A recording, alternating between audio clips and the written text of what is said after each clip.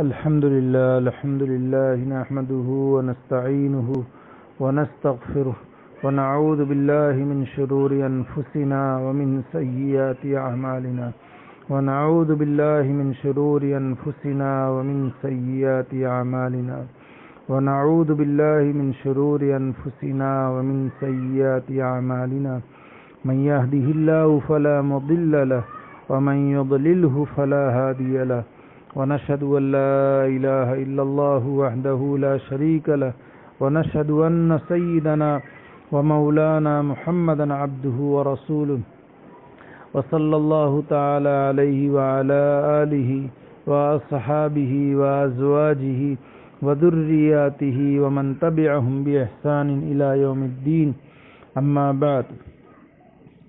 عورتوں کے ساتھ تنہائی. نبی کریم صلی اللہ علیہ وسلم کا ارشاد ہے، غیر عورتوں کے ساتھ یعنی اجنبیہ عورتوں کے ساتھ، نامحرم عورتوں کے ساتھ تنہائی میں رہنے سے بچے رہو. قسم ہے اس ذات کی جس کے قبضے میں میری جان ہے کہ جب بھی کوئی مرد کسی غیر عورت کے ساتھ تنہائی میں ہوتا ہے تو ان کے درمیان تیسرا شیطان داخل ہوتا ہے اور اپنا جال پھیلانے لگتا ہے. آدمی کا گارے میں اٹے ہوئے اور بدبودار سڑی ہوئی کیچڑ میں لتھڑے ہوئے سور سے ٹکرا جانا گوارا ہے، اس کے مقابلے میں کہ اس کے شانے کسی ایسی عورت سے ٹکرا جائے جو اس کے لیے حلال نہ ہو. طبرانی ابو امامہ. دیکھیے، سمجھنے کی ضرورت ہے آج کل ماحول. رشتہ ہونے کے وقت منگنی کرنے والا جوان اور منگنی کرنے والی جوان عورت کو تنہائی میں بٹھایا جاتا ہے، موقع دیا جاتا ہے اور سب گھر والے شریک ہوتے ہیں. صرف رشتے سے وہ غیر محرم نہیں ہو جاتی، اور ابھی تو رشتہ ہونے جا رہا ہے، وہ اجنبیہ ہے. اس حدیث کے پیش نظر تیسرا شیطان ہوتا ہے. ماحول کو سلجھانے کی، شرعی ماحول بنانے کی ضرورت ہے. محققین مفتیان کرام سے دریافت کرنے کی ضرورت ہے کہ دیکھنے کا حدیث میں حکم ہے نا، دیکھنے کا حکم ہے، تنہائی میں ملنے کا تھوڑی نہ حکم ہے. اور لڑکی والے اور لڑکے والے دونوں کی سیٹنگ ہوتی ہے تو سارا خاندان اور کنبہ سب اس پر راضی ہوتا ہے تو سب گنہگار. اور پہلی بنیاد جب گناہ کے ساتھ تو آخر معاملہ بھی شیطانی تلویث کی بنیاد پر خراب ہی ہوتا جائے گا. اللہ حفاظت فرمائے. سمجھنے کی ضرورت ہے، نفس کو چھوڑنے کی ضرورت ہے، خواہشات کو چھوڑنے کی ضرورت ہے. اور پھر آگے حدیث میں ہے بڑی اہم کہ غیر محرم عورت کے شانے کے ساتھ ٹکرانا. بسوں میں بھیڑ ہوتی ہے، بسوں میں سیٹوں پر غیر محرم عورتوں کے ساتھ بیٹھنا ہوتا ہے. سواریوں میں اللہ حفاظت فرمائے، سٹلیوں میں اسی طرح سواریاں، وہ بھی سٹلیاں جو بڑی گاڑیاں ہوتی ہے اس میں بھی بٹھاتے ہیں بھر بھر کر کے لگو لگ.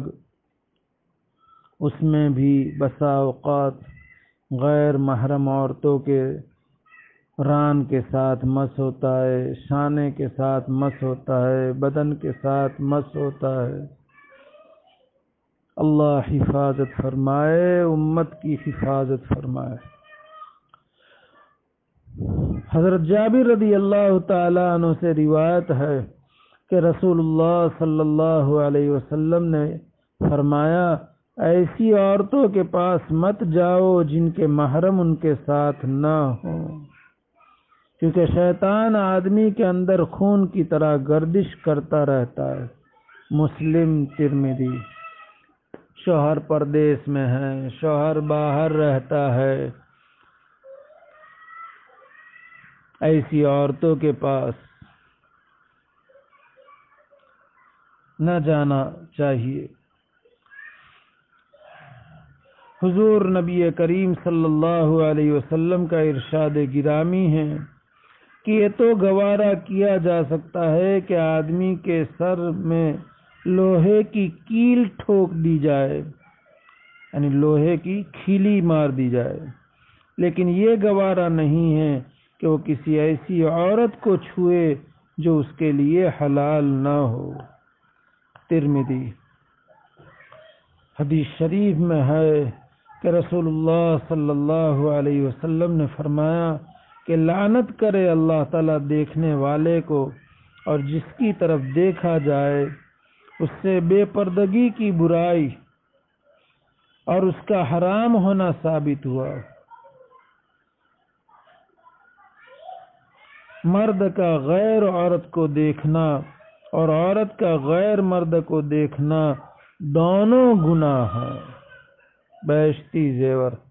آج اسے معاشرے میں پردہ کرنے کو عیب سمجھا جا رہا ہے، پردہ کرنے کو عیب سمجھا جاتا ہے، پردہ کرنے والے کو معیوب سمجھا جاتا ہے، حقیر سمجھا جاتا ہے، نیرو مائنڈ سمجھا جاتا ہے، پرانی ذہنیت کا حامل سمجھا جاتا ہے اگر کوئی شرعی پردہ کرے، اور پردہ نہ کرے سامنے آ کر بیٹھے غیر محرموں کے سامنے ہنسی مذاق کی باتیں کرے تو یہ اخلاق والا سمجھا جاتا ہے، اسے تہذیب سمجھا جاتا ہے، اسے اچھی معاشرت سمجھا جاتا ہے۔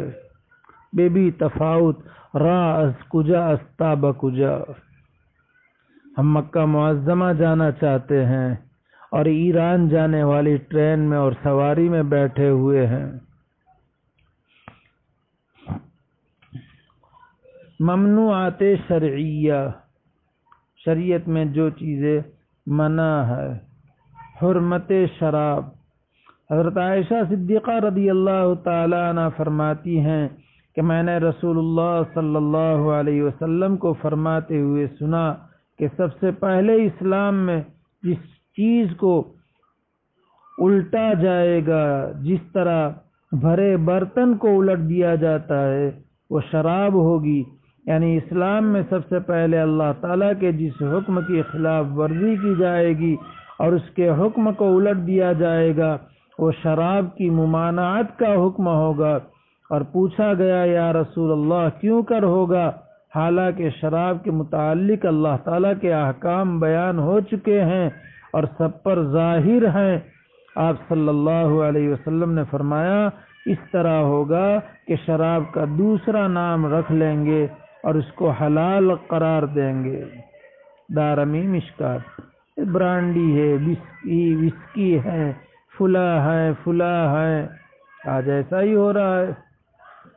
حضرت ام سلمہ رضی اللہ تعالی عنہا سے روایت ہے کہ رسول اللہ صلی اللہ علیہ وسلم نے سب ایسی چیزوں سے منع فرمایا ہے جو نشہ لائے، یعنی عقل میں فطور لائے یا جو حواس میں فطور لائے۔ فائدہ، اس میں افیون بھی آ گئی اور بعض حقے بھی آ گئے جس سے دماغ یا ہاتھ پاؤں بیکار ہو جائے۔ ابو داؤد حیات المسلمین۔ حضرت ابن عمر رضی اللہ تعالی عنہ فرماتے ہیں کہ رسول اللہ صلی اللہ علیہ وسلم نے ارشاد فرمایا کہ اللہ تعالیٰ نے لعنت فرمائی ہے شراب پر، اس کے پینے والے پر، اس کے نچوڑنے والے پر، اس کے بیچنے والے پر، اس کے خریدنے والے پر، اس کے پلانے والے پر، اس کے اٹھانے والے پر، اور اس شخص پر جس کے لیے اٹھا کر لے جائی گئی۔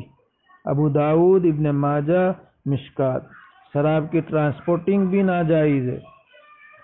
حضرت جابر رضی اللہ تعالیٰ عنہ فرماتے ہیں کہ رسول اللہ صلی اللہ علیہ وسلم نے فرمایا ہے کہ جو چیز زیادہ مقدار میں استعمال کرنے سے نشہ لائے اس کی تھوڑی مقدار میں استعمال کرنا بھی حرام ہے۔ ترمذی، ابو داود، ابن ماجہ، مشکات۔ حضرت ابو ہریرہ رضی اللہ تعالیٰ عنہ سے روایت ہے کہ حضور صلی اللہ علیہ وسلم نے ارشاد فرمایا کہ 4 شخصوں کے متعلق اللہ تعالیٰ نے اپنے اوپر لازم کر لیا ہے کہ ان کو جنت میں نہ بھیجے گا اور نہ ان کو جنت کی نعمتوں سے کچھ حصہ ملے گا۔ 1 شراب کا عادی، 2 سود خوار، بیاج کھانے والا، 3 یتیم کا مال کھانے والا، اور 4 ماں باپ کا نافرمان۔ حاکم۔ اللہ ہماری اس سے پوری حفاظت فرمائے، امت کی حفاظت فرمائے۔ اللہ تعالیٰ اس کہنے سننے کو قبول فرمائے۔ اللہ تعالیٰ ان پاکیزہ تعلیمات پر عمل کرنے کی توفیق عطا فرمائے، آسان فرمائے، مدد فرمائے۔ اللہ تعالیٰ اس کہنے سننے کو قبول فرمائے۔ اللہ تعالیٰ کہنے والے کے لیے، سننے والوں کے لیے، اقوام عالم کے لیے اسے ہدایت کا، نجات کا، امن کا ذریعہ بنائے، فتنوں سے حفاظت فرمائے۔ اللہ تعالیٰ اخلاص کے ساتھ نبی اکرم صلی اللہ علیہ وسلم کی پاکیزہ تعلیمات کو اور پاکیزہ سیرت کو بار بار پڑھنے کی، کہنے کی، سننے کی اور زندگیوں میں اپنانے کی توفیق عطا فرمائے، آسان فرمائے، مدد فرمائے۔ آمین یا رب العالمین، بحرمت سید المرسلین صلی اللہ علیہ وسلم، وآخر دعوانا ان الحمد للہ رب العالمین۔ جزا اللہ عنا محمدا صلی اللہ علیہ وسلم ما هو اہلہ۔ سبحان ربک رب العزت عما یصفون، وسلام علی المرسلین، والحمد للہ رب العالمین، برحمتک یا ارحم الراحمین۔